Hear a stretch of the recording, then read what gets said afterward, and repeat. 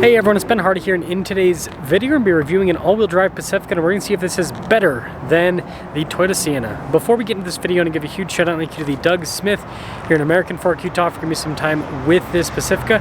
I'll include a link to their website in the description down below so you can check out what they have currently. I'll also include a link to my car buying guide. Let's get into it.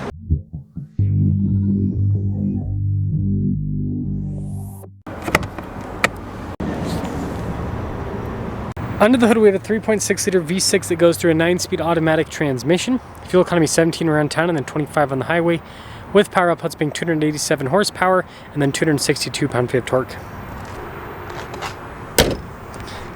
Now before we move forward with this review, I do want to mention if you're going to see more videos just like this, then I recommend you subscribe because I post content every single day. So taking a look at the hood, you guys can see how the lines kind of curve in on either side. Pretty cool look there. Look at the headlights.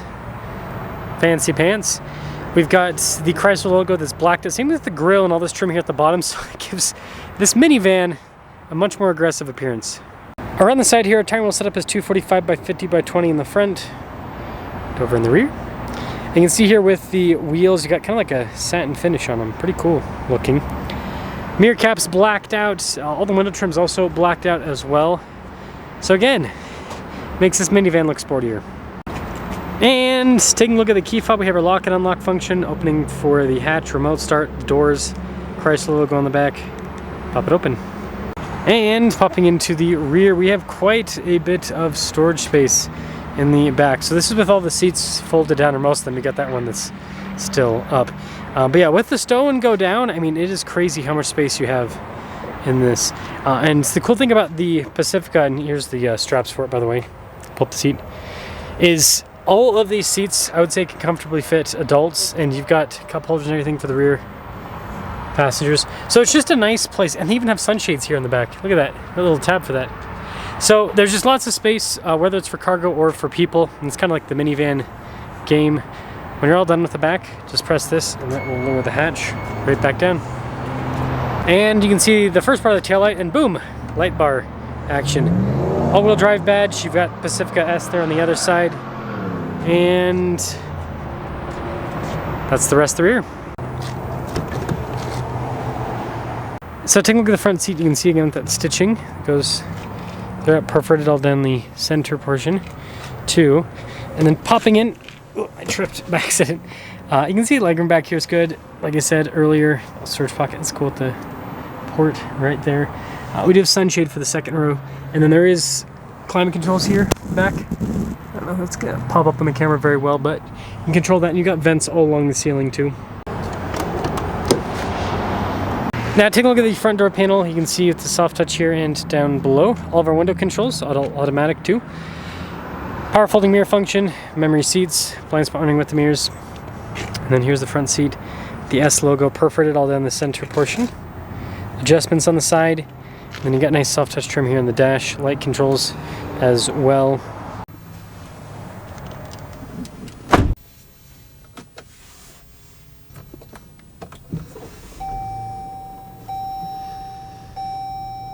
Now take a look at the steering wheel. You can see you've got soft touch all around.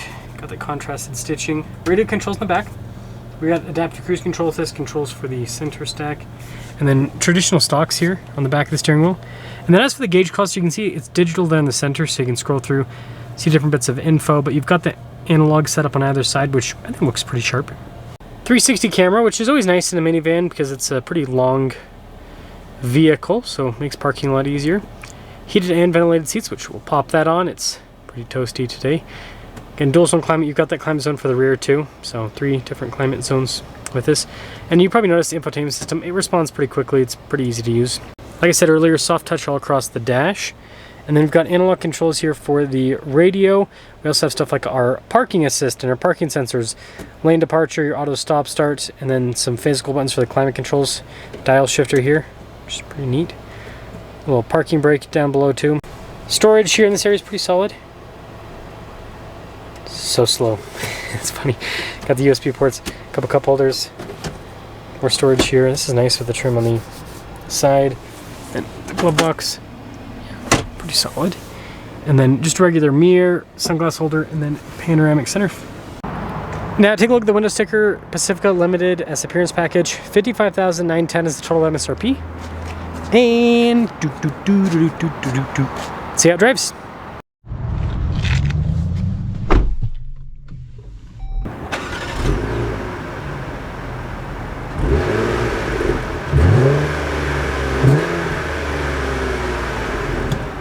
Well, let's talk about visibility before I set off. Here's just visibility of the hood. Both the mirrors do have blind spot monitoring. Do the rest of the rear. And, well, don't have enough fuel to go on a real test drive, so make do with what we can. I've driven the Pacifica quite a few times, so I have a pretty good idea of how this drives. I sold these brand new at 1.2, so got that under my belt as well. But yeah, just like other minivans, really comfortable suspension. And you know, there's not really anything bad you can say about the Pacifica when it comes to driving. It's right there where it needs to be when it comes to power. Comfort is exactly where it needs to be as well. And let's make sure no one's coming in here. It's easy to drive. Again, minivans are bigger, so you got to get used to the extra size that you're hauling around if you haven't driven a vehicle this big before, but it's not bad at all. Not bad at all. And being naturally aspirated instead of the hybrid that Toyota has means that the engine's instant response. Now again, with Toyota's hybrid system, you do get a push right off the bat from the electric side of things, but you know what they say, there's no replacement for displacement. And so their system being paired to a 4-cylinder, it's not bad, it's just not powerful. Feels pretty slow. Right off the bat, it's not too bad, but once you get up and move, it's like, man, where's the horses? Where'd they go? And the 9-speed in this versus the eCVT that Toyota has. eCVTs are great, just not as responsive. I understand that a minivan's not about race car driving, but you know, if you need to like pass someone, right, being able to get into it like this and have a transmission that keeps you in the power band, I don't know, I think it's important. So yeah, lamest test drive on the planet, but it happens.